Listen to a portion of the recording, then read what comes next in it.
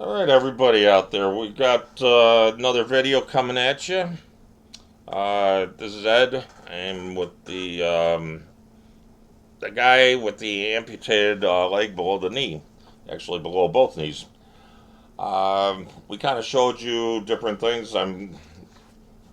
This is one of my old foot. I got two new feet. I'm an inch shorter now. He was able to drop down the size on my prosthesis because this was kind of a lot of knuckle here going up. So he was able to drop it down to only about that much from there down to there, about an inch and a half, inch and a half. So anyway, we got the prosthetic leg right before the holidays. Basically, it took 1 month after surgery to get the casting, to get the shrinker, and then a couple weeks after that they casted, and then I had the test socket. That was another couple weeks, and then right before Christmas. So I actually had this done in uh, I think it was September. Okay, on this leg, and it took a little while longer for healing.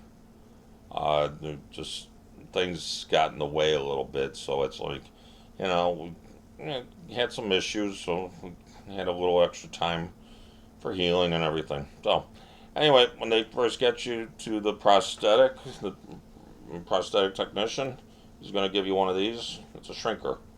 Goes on your residual limb. Okay, I think we showed you that. Now I'm playing with sock puppets. Anyway, it's like a um, compression sock. Okay, and it'll kind of be like an ace bandage, give you that, okay, squeeze the area together, a little compression going on. Sometimes prosthesis, man doing the prosthesis, prosthetic technician, they're gonna say, hey, put an ace bandage on it. Okay, cheaper ace bandage, get almost anywhere.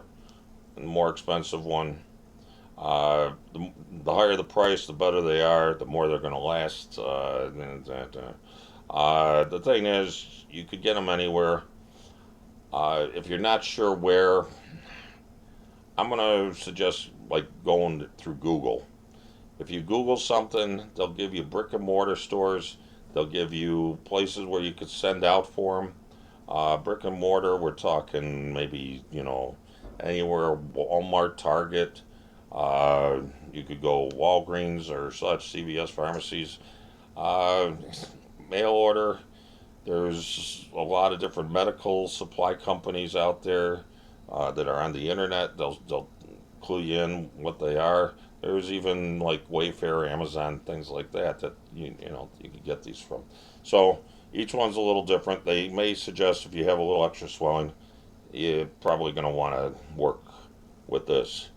Keep this in mind because even afterwards, you may have some swelling in your limb and you may need it to bring the swelling down. I've actually put this not only on the top of the shrinker, I've also put it on top. I put the liner on and I put this on top of the liner for 15, 20 minutes. And then uh, I put my leg up. A lot of times that's a couple things to, get some of the swelling down. Uh, so you could fit into the socket. The socket is made just for your leg, so you could only use the socket that's on your prosthetic. So anyway, we got the prosthetic, and actually did pretty good with it. Stood up. My prosthetic technician, he was like, "Wow, that's all you." That's that's what he said. It's all you. They have parallel bars, pretty good ones over at their clinic, and they go probably, I'm gonna say they're about 18 feet. The ones I have in my backyard, that I put a set in, cheap repair. Those run about 250, $300, somewhere around there. The ones I got were in the upper range, more like 300. and they're 8 foot. Uh, you got to do with the room that you have. Now, if you're going to do 6 to 8 feet, that's fine. Remember, walking 6 to 8 feet is not the biggest task in the world. You're going to do a lot of up, down, crossing, turning, a lot. You're going to be taking, depends on how long the bars are. You may be taking 2 steps, you may be taking 3 before you have to turn around and come back. And then you're going back and forth, back and forth. But the thing is, you're learning how to turn around too, which works out good. You don't have the room for parallel bars or anything. You have a kitchen sink at home. Take your wheelchair, put your prosthesis on, and this is even if you have 2 of them. And I was in shock. I was able to stand up. I put my hands on the arms of my wheelchair, okay, and I pushed up on the arms of the wheelchair. I didn't pull myself up from the sink because that I probably would pull the sink out of the wall. So you don't want to do that. Uh, so the thing is, I got up. I was, up on my feet in front of the sink. I could very well stand there and do dishes if I wanted to. Don't tell my wife that one. Anyway, uh, actually, I do the dishes most of the time too. It gives me something to do around the house. Keep yourself busy. Don't just, uh, TV is great. It's great to watch. I watched a lot of videos. I watched a lot of videos of people doing these videos also. There's a lot of them out there. And anyway, the thing is, keep yourself busy at home. Keep yourself active. Okay. Don't give up on yourself. Actually, I have a nephew that he kind of ran across a guy. My nephew was a little younger, and he met this guy over. I forgot where it was, but there was like a hallway or such. My nephew was named Jake, and there was a hallway, and he raced him, and he had a prosthetic. And the guy told him, "Don't stop trying. Don't stop trying." And that's a good thing to think about. Don't stop trying. Okay, goes good with prosthetics and everything. Don't stop trying. Keep working it and everything. Uh, my my nephew Jake, he's into all kinds of different things. He's like a little bit into sports and everything like that. He likes all kinds of different things. So, but hey, put it out there. Don't stop trying. Keep going. Okay, do as much as you can. Do with what you have to work with. So, um, there's a lot of different things that I've actually used that is like wow, and I'm going to try to go over these things. One of them is a crutch that you put under your knee, and basically, doctor's going to say something like no weight bearing on your lower leg, but on your knee, it's all right as long as you could support like the residual stump on this leg crutch. It'll work for you.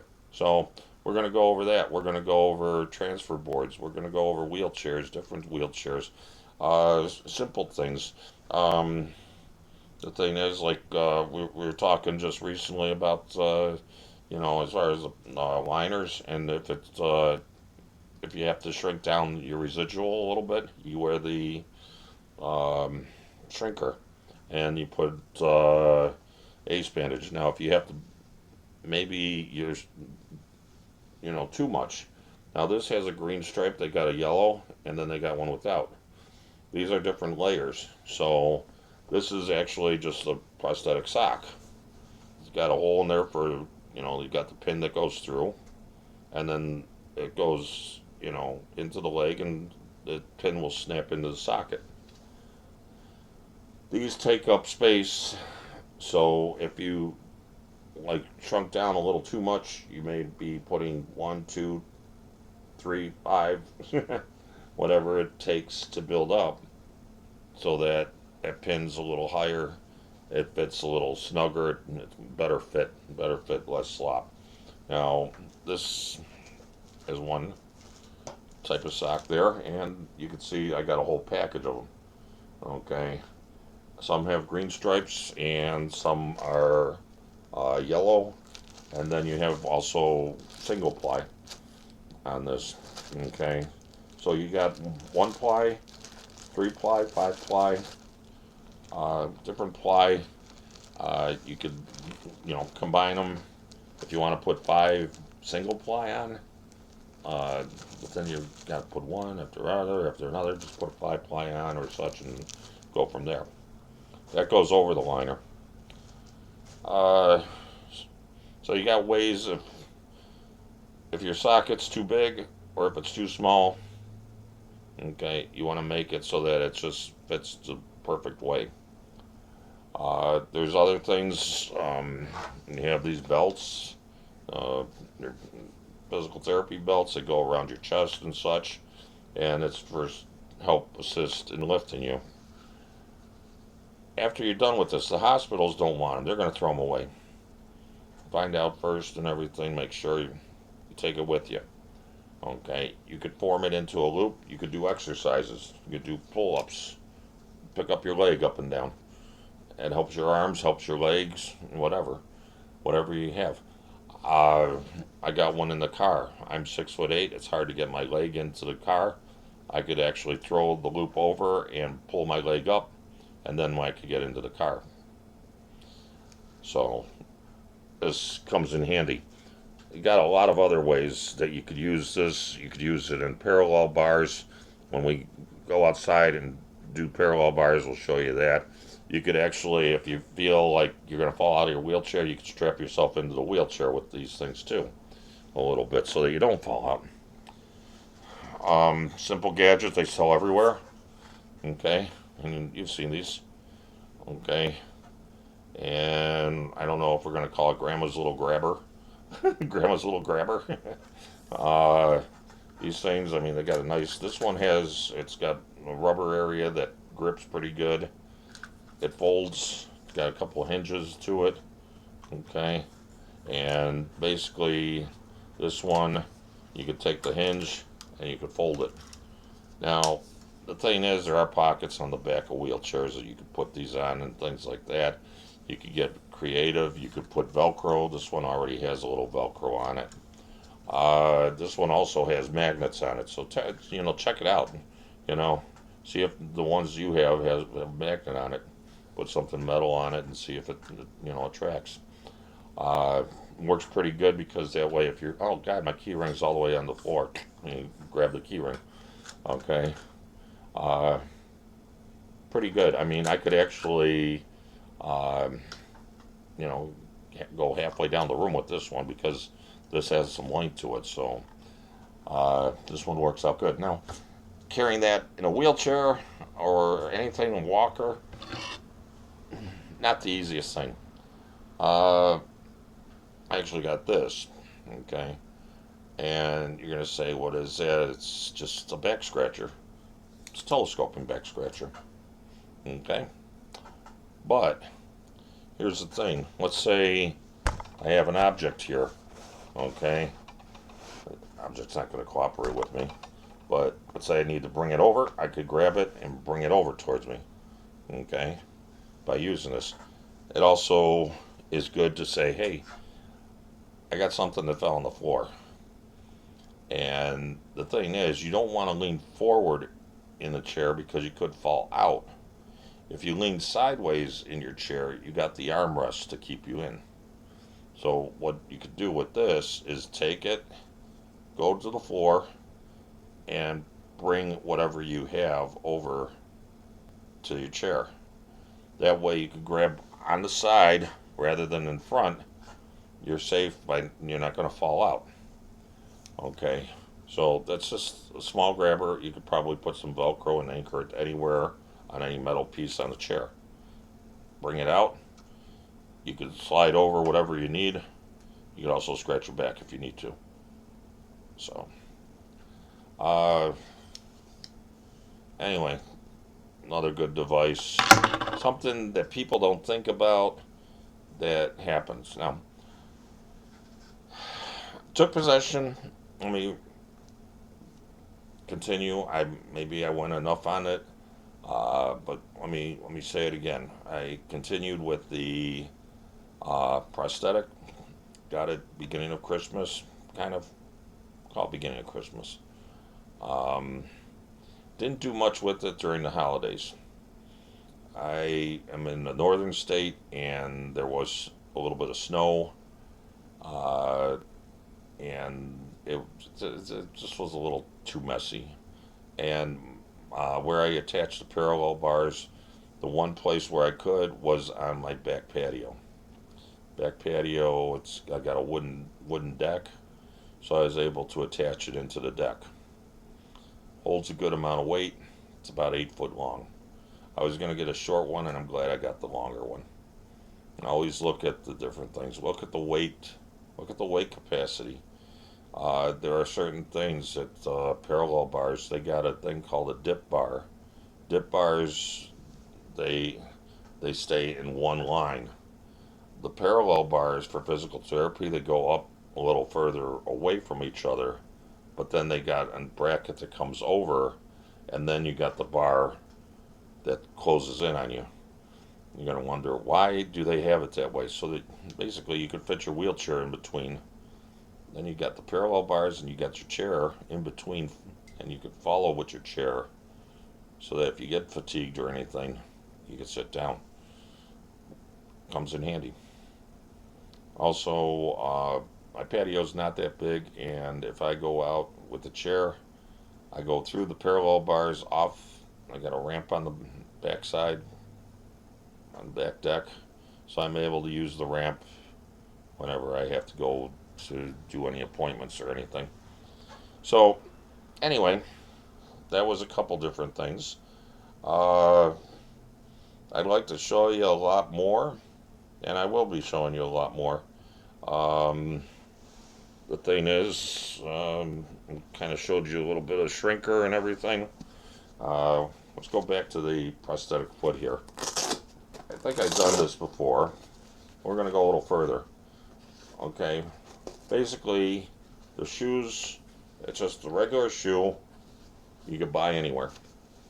Okay. Now, when you're doing this, you got to watch what you're doing, because your height of, if it's like ankle high, usually, maybe a tighter fit. You can see I'm also struggling a little bit with that. Okay, regular shoe, buy them anywhere you want. Okay, so we got that off. We're going to put that off to the side. Now, that's a prosthetic foot, but there's a little more to it. Okay, let's break into it a little bit more. They put a nylon sock on here for a couple of reasons. First off, it's holding a piece of foam on there. The foam is filler because this foot does not fit in that shoe. So they make a filler. They form a filler out of like a foam. Okay, and then they put that over it. Then they'll put that sock over that piece of foam.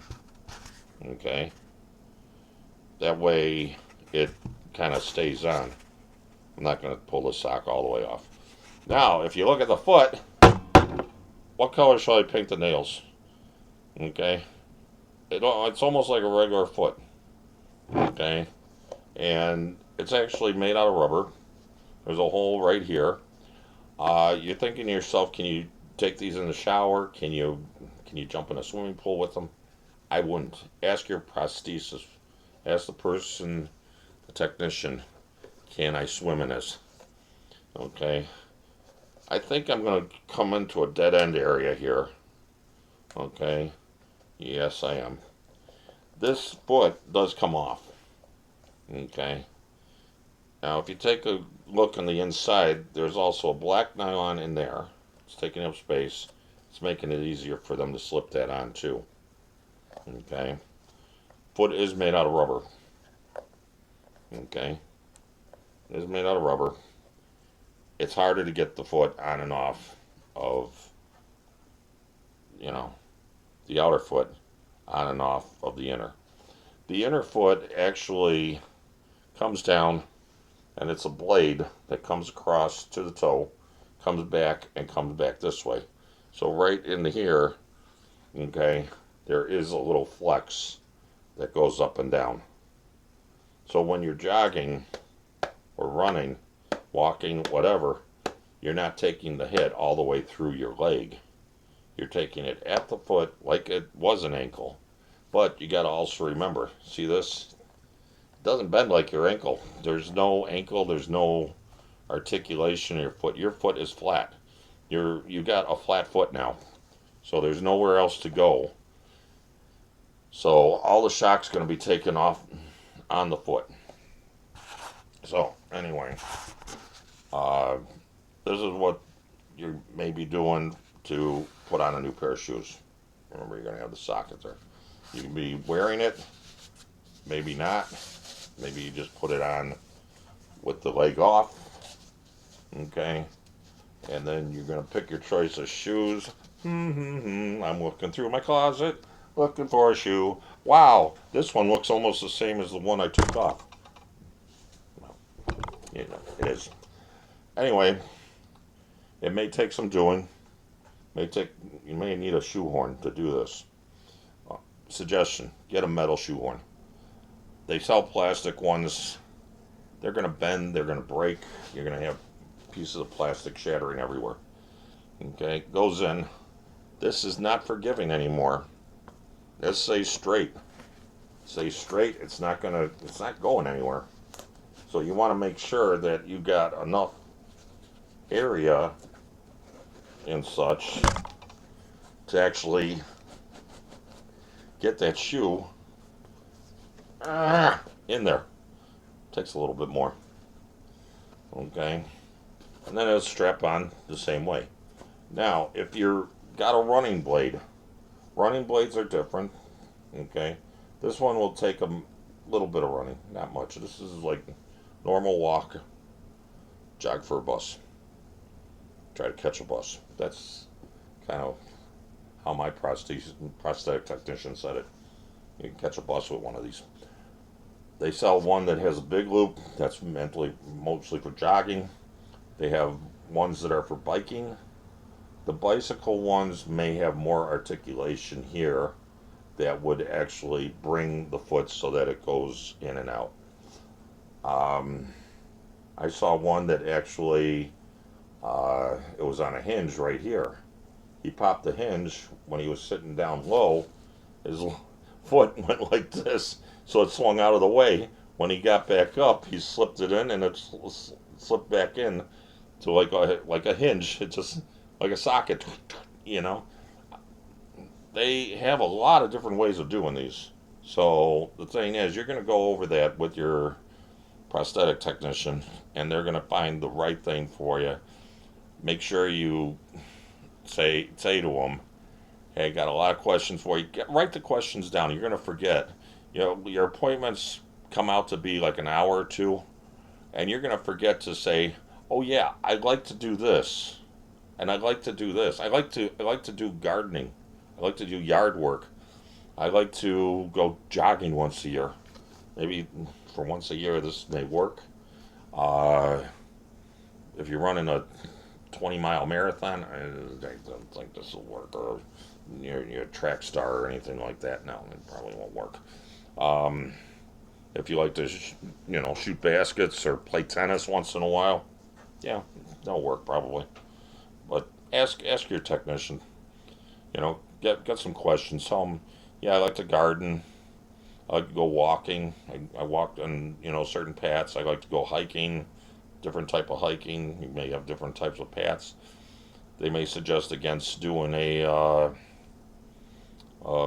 a vacuum type. Um, Vacuum type. You press a little valve. You're seated on there, and it draws a vacuum. The pin type. The pin locks in. As long as the pin is all right, your liner could have a few holes in it, but it'll still hold on for you. Okay. The one that's air, probably easier to get on and off. I hear that from a lot of people that it's a little bit easier. The thing is, you have to make sure that you're all the way, you know, in the prosthesis. You're gonna actually eyeball where your knee is compared to where the socket is, and then you're gonna figure out that you're in the prosthesis the right way. With the pin, you count how many times it clicks. Sometimes it's hard to hear the clicks. I have to actually turn off sound on a TV set or anything else. Any noise around me, I have to turn it off, and then I'm able to hear the clicks going on with the prosthetic going on. Once you get like 2 or 3 clicks, you're pretty much safe to stand up. But don't get alarmed if you get a couple more clicks. You're putting your weight on it, and all of a sudden you're going to step. You're going to take 3 steps, and then you're going to hear a click. It's probably your prosthetic clicking in. There's probably about 10 to 12 clicks for the max. If it goes that way right away, you got to throw on some socks, thicken that area up, so that you've got more area. You want it to give a nice big bear hug to your residual limb, and that's what keeps everything in place. That's what keeps it on. So anyway, uh, I'm not going to stay much longer on this subject right now. We're going to publish this. We're going to come out with a couple more, and I'm hoping that maybe I could do a couple at the end of the week. My, I keep forgetting. When I walked through the parallel bars, when I stood up at the sink, it felt great. It felt great. Uh, my prosthetic technician, he goes, "That's all you." He was kind of like, "Wow."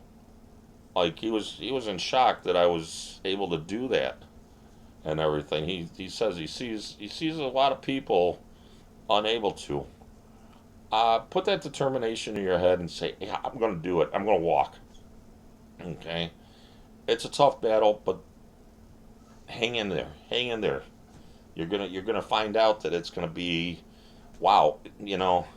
I didn't give up. It was worth it. So just hang in there. Okay. We'll talk to you later. Have a good day.